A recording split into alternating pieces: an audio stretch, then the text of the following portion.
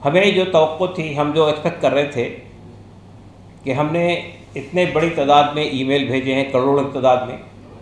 हमने जेपीसी से कई लोगों ने मुलाकातें की हैं, पर्सनल लॉ बोर्ड ने भी, और जितनी मुसलमानों की संस्थाएं हैं उन्होंने दिल्ली में भी और दिल्ली के बाहर जहाँ जहाँ भी जेपीसी गई वहाँ लोगों से मुलाकात करके उनसे ये बात कही कि ये जो वक्फ अमेंडमेंट बिल है, ये हमारे नज़दीक, हमने जो उसका विश्लेषण किया है उससे हम इस नतीजे पहुँचे कि ये वक्फ की प्रॉपर्टीज़ को पूरी तरह से ख़राब करता है, उसको तबाह करता है, उसको हड़प करने का ये रास्ता खोलता है। हमने एक एक संशोधन के ऊपर में जितनी तरमीमात आई थी, एक एक संशोधन का विश्लेषण किया और एक बहुत ही कंप्रहेंसिव किस्म का डॉक्यूमेंट 211 पेज का उनको सबमिट किया था जेपीसी पे। हम ये एक्सपेक्ट कर रहे थे कि चूँकि जेपीसी बनाई इसलिए गई थी कि जो आशंकाएं हैं, जो प्रॉब्लम्स हैं, जो असहमति है वो उनके सामने आए और फिर उसके बाद उसको सम्मान करते हुए उसमें वो संशोधन करें, तरमीमी बिल के अंदर यानी अमेंडमेंट बिल में भी मज़ीद संशोधन करें।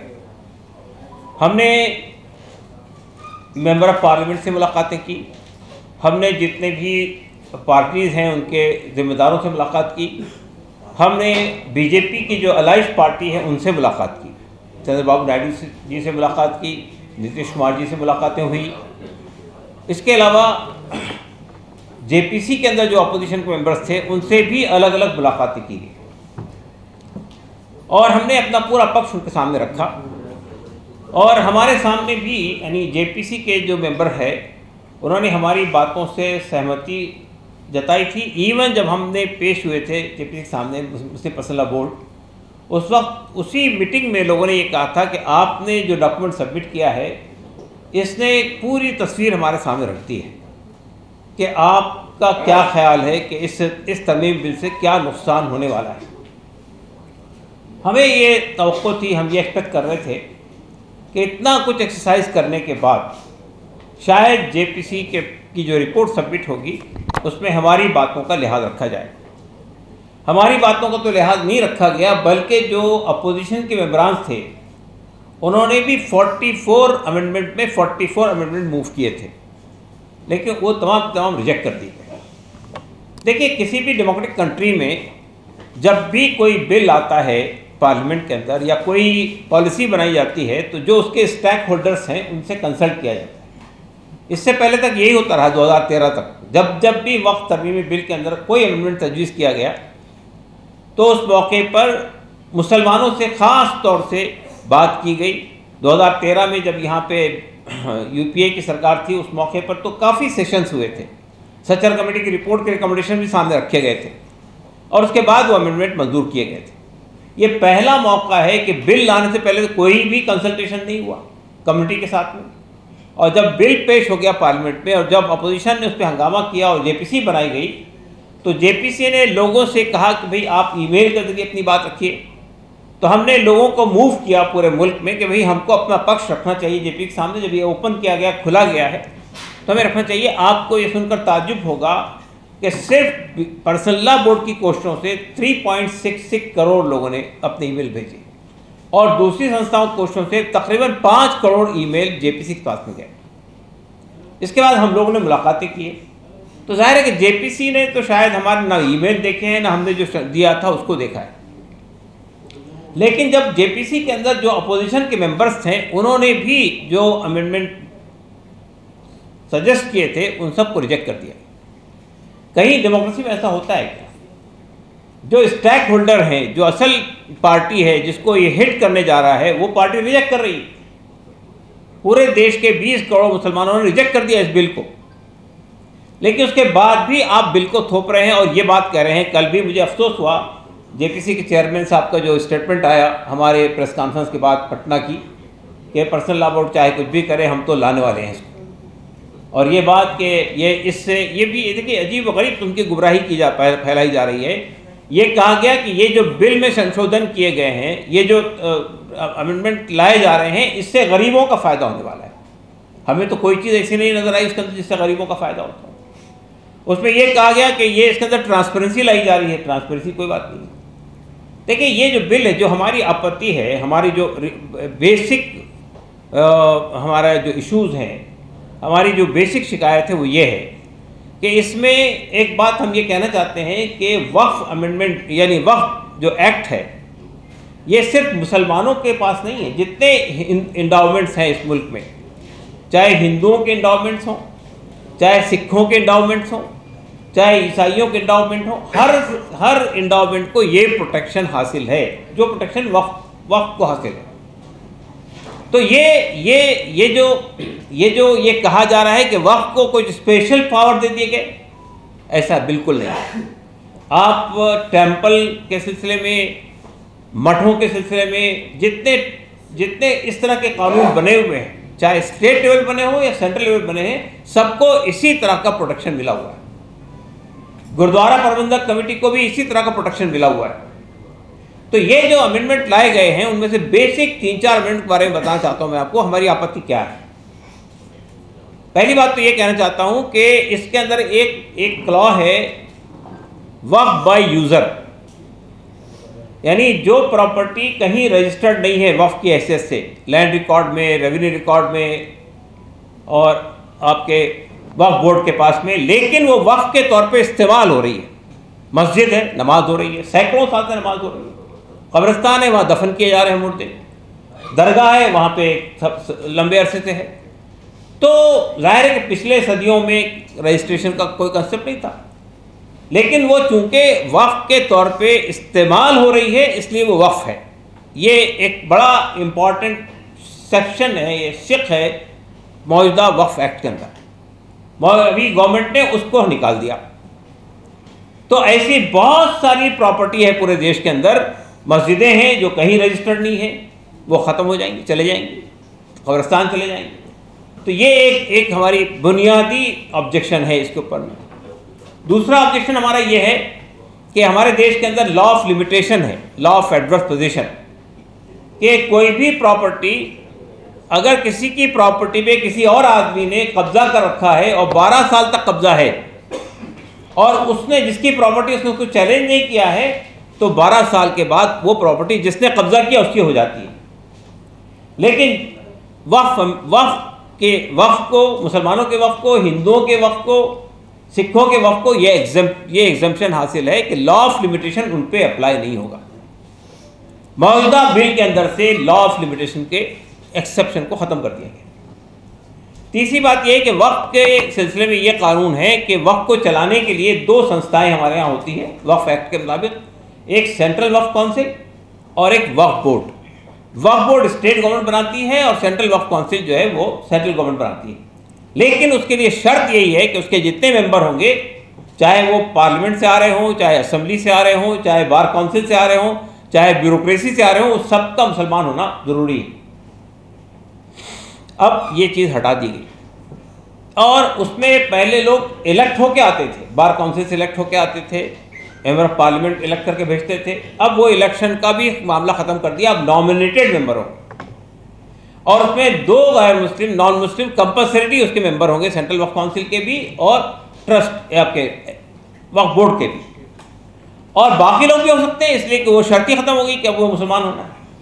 तो ये सिर्फ मुसलमानों का हासिल नहीं है, आप जितने टेंपल के ट्रस्ट मौजूद हैं, जितने टेंपल के वक्फ मौजूद हैं, मठों के वक्फ मौजूद हैं, गुरुद्वारा प्रबंधक कमेटी, हर जगह ये शर्त है कि उसका मेंबर अगर गुरुद्वारे का मामला है तो सिख होगा, अगर हिंदुओं के टेंपल का मामला है तो हिंदू होगा। वो शर्त अब वक्फ में से हटा दी है। तीसरी बात ये है, हमारा ऑब्जेक्शन इस पर यह भी है कि पहले गवर्नमेंट का भी कोई डिस्प्यूट होता था वक्फ से तो वक्फ बोर्ड उस पर ट्रिब्यूनल बनाता था, लेकिन अब जो सिचुएशन है वो ये है कि वक्फ के यानी इस नए अमेंडमेंट के अंदर एक अमेंडमेंट ये लाया जा रहा है कि इसमें गवर्नमेंट की भी एक एंट्री है। वो गवर्नमेंट सेंट्रल गवर्नमेंट भी हो सकती है, वो गवर्नमेंट स्टेट गवर्नमेंट भी हो सकती है, वो म्यूनसिपल कॉर्पोरेशन भी हो सकती है, वो कोई सेमी ऑटोनोमस बॉडी भी हो सकती है। अगर उसका कोई क्लेम है वक्फ की किसी प्रॉपर्टी के ऊपर में, तो उसका सेटलमेंट अब वक्फ बोर्ड नहीं करेगा, बल्कि वो करेगा अब कलेक्टर या डीएम उसके पास जाएगा, और डीएम अगर ये कह देगा कि ये वक्फ की प्रॉपर्टी नहीं है, ये गवर्नमेंट की प्रॉपर्टी है, तो फिर वक्फ बोर्ड से स्टेट गवर्नमेंट ये कहेगी कि आप अपने यहाँ से इसको डिलीट कर दें। तो ये जो प्रॉब्लम है कि आज भी बहुत सारी वक्फ की प्रॉपर्टी पे गवर्नमेंट के कब्जे हैं। अगर ये कानून बन गया तो उसके बाद आप देखिएगा कि बहुत सारी प्रॉपर्टी पे गवर्नमेंट ही हड़प कर लेगी। इसी तरह से इसमें एक बात ये लाई जा रही है कि अगर कोई वक्फ की करना चाहता है, कोई आदमी अपनी प्रॉपर्टी को वक्फ करना चाहता है, तो उसके लिए उन्होंने ये शर्त लगा दी कि वो 5 साल तक प्रैक्टिसिंग मुस्लिम होगा। इसका फैसला कौन करेगा, कौन आदमी प्रैक्टिसिंग है कौन नहीं है, और ये एक एडिशनल की क्लॉज इसमें ला ली जा रही है। तो हमारा कहना ये है कि ये जितने प्रोविजंस हैं, मैं तो सबके बारे में बात कर सकता हूँ आपसे, 44 के 44 प्रोविजन के, लेकिन जो मेन ऑब्जेक्शन है वो मैंने आपके सामने रखे हैं। एक और बात उसमें यह है कि कोई पहले नॉन मुस्लिम भी वक्फ कर सकता था कोई प्रॉपर्टी अपनी, मस्जिद के लिए भी, कब्रिस्तान के लिए भी, अब वो नॉन मुस्लिम नहीं कर सके, ये इसमें क्लॉज लाया गया। फिर एक बात ये भी है कि पहले वक्फ की प्रॉपर्टी में हर 10 साल के बाद वक्फ बोर्ड जो है वो सर्वे करवाता था। अब सर्वे कमिश्नर अपॉइंटमेंट का इख्तियार वक्फ बोर्ड से लेकर अब जो है वो कलेक्टर के हाथ में दिया जा रहा है, डीएम के हाथ में दिया जा रहा है। फिर एक और बात ये है कि वक्फ की प्रॉपर्टी के सिलसिले में ये जो सीईओ होता है, चाहे वो वक्फ बोर्ड में हो चाहे वो आपके सेंट्रल वक्फ काउंसिल में है, सीईओ भी कभी मुसलमान होना शर्त थी, अब वो मुसलमान होने की शर्त भी हटा दी गई। तो आप अंदाज़ा लगाइए कि ये जो वक्फ के सिलसिले में डिस्क्रिमिनेशन किया जा रहा है, हम इसलिए डिस्क्रिमिनेशन कर रहे हैं कि आपने हिंदू हम नहीं कह रहे कि आप हटाइए, इसलिए कि हम समझते हैं कि उनको भी हासिल होना चाहिए, लेकिन जो प्रोटेक्शन हिंदू इंडोमेंट को हासिल है, जो प्रोटेक्शन सिख इंडोमेंट को हासिल है, आप मुस्लिम इंडोमेंट से वो चीज़ें छीन रहे हैं। तो ये डिस्क्रिमिनेशन है, सीधा सीधा डिस्क्रिमिनेशन है। अब ये मुझे बताइए आप कि इसमें कहाँ से ये बात आती है कि हम वक्फ की प्रॉपर्टी जायदादों से जो है गरीबों का फ़ायदा पहुँचाना चाहते हैं। हालांकि पिछली गवर्नमेंट ने यूपीए की मनमोहन सरकार ने एक और प्रोविज़न पैदा किया था, वो वक्फ डेवलपमेंट कॉरपोरेशन का, कि ऐसी बहुत सारी वक्फ प्रॉपर्टी जो ऐसी पड़ी हुई है, बंजर है, कोई इस्तेमाल में नहीं आ रही है, उनको डेवलप करके उनके को उससे अच्छा किराया वसूल करके वक्फ बोर्ड की आमदनी बढ़ाई जाए। वक्फ डेवलपमेंट काउंसिल पे इस गवर्नमेंट ने कोई काम नहीं किया, और जितने अमेंडमेंट किए गए थे 2013 में उसको इम्प्लीमेंट भी नहीं किया। तो हमारा कहना सिर्फ ये है कि वक्फ के बारे में हम लोग इतने हसास क्यों हैं, ये सवाल आपका पैदा हो सकता है कि भाई आप इतनी आपत्ति क्यों है, आपको इतने बेचैन क्यों है, आप इतना इस्तराब की इसलिए आपको। देखिए मसला सिर्फ ये नहीं है कि कोई प्रॉपर्टी जा रही है, मस्जिदें जा रही हैं, ईदगाहें जा रही हैं, कब्रिस्तान जा रहे हैं, खानखाएँ जा रही हैं, मदरसे जा रहे हैं। आज जबकि वर्शिप प्लेसेस एक्ट मौजूद होने के बावजूद कितनी मस्जिदों पे क्लेम किया जा रहा है आप जानते हैं। अभी ज्ञानवापी का मसला चल रहा था, उसके बाद मथुरा का मसला शुरू हुआ, अभी संभल का मसला शुरू हो गया, और ऐसी कई जगह हो गई। तो जब आप वक्फ एक्ट में इतनी ड्रास्टिक तब्दीली कर देंगे तो उसके बाद क्या होगा, ये बात अच्छी तरह आप जानते हैं। हमारा मानना यह है कि ये सिर्फ ये नहीं होगा कि मस्जिद छीनी जाएगी, आप पूरे देश के अंदर अशांति पैदा कर देंगे, जगह जगह झगड़े होंगे, हर गली में, हर कूचे में, हर मोहल्ले में, हर शहर में ये माहौल पैदा कर देंगे। तो आप देश को किस रुख पर ले जाना चाहते हैं? ये गवर्नमेंट अगर पूरे देश के अंदर अशांति पैदा करना चाहती है, हिंदू मुस्लिम का मसला खड़ा करना चाहती है, तो ये क्या देश के हित में है?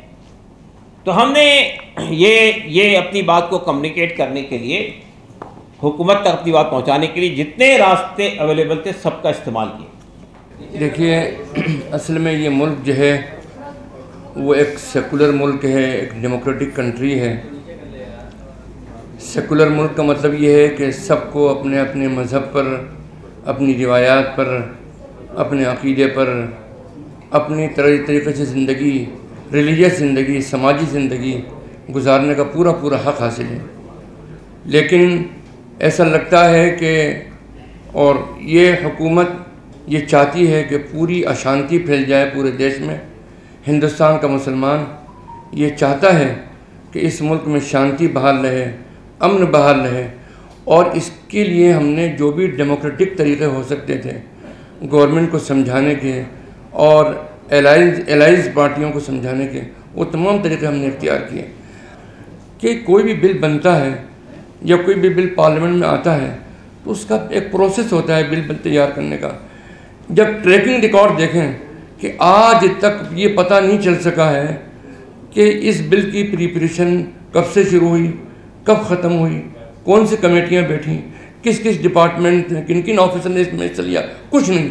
ये एक बिल्कुल खामोश तरीके से तैयारी की गई और लाकर थोप दिया गया। जबकि आज की तारीख में सेंट्रल वक्फ काउंसिल, जिसको इसमें पूरा इन्वॉल्व होना चाहिए, उसका कहीं इन्वॉल्वमेंट ही नज़र नहीं आता। वो एक तरीके से डिफेक्टिव होकर रह गई है। तो आज की तारीख में ये अंदाज़ा होता है कि हुकूमत किसी भी हाल में इसको थोप देना चाहती है। हमारा कहना हुकूमत से ये है कि आप ज़रूर, आपको इख्तियार, आप अमेंडमेंट लेकर आइए, लेकिन इस मुल्क की इतनी बड़ी आबादी, 20 करोड़ मुसलमानों की आबादी, उसके एहसासात को और उसकी सोच को कम से कम रेस्पेक्ट देना चाहिए। हम नहीं चाहते कि इस मुल्क में किसी भी तरह का कोई इंतशार पैदा हो, लेकिन आप तुले हुए हैं इस बात के ऊपर कि घर मोहल्ले में मस्जिदों पर झगड़े हों, कब्रस्तानों पर झगड़े हों और मुसाफिर खानों पर झगड़े हों, दीनी इदारों पर झगड़े हों। ये किसी भी मुल्क के लिए अच्छा नहीं है। और कोई भी मुल्क, मैं आप भी ज़्यादा समझते हैं, मैं भी समझता हूँ इस चीज़ को, इंतशार और डिस्टर्बेंस की हालत में कोई भी कंट्री तरक्की नहीं कर सकता।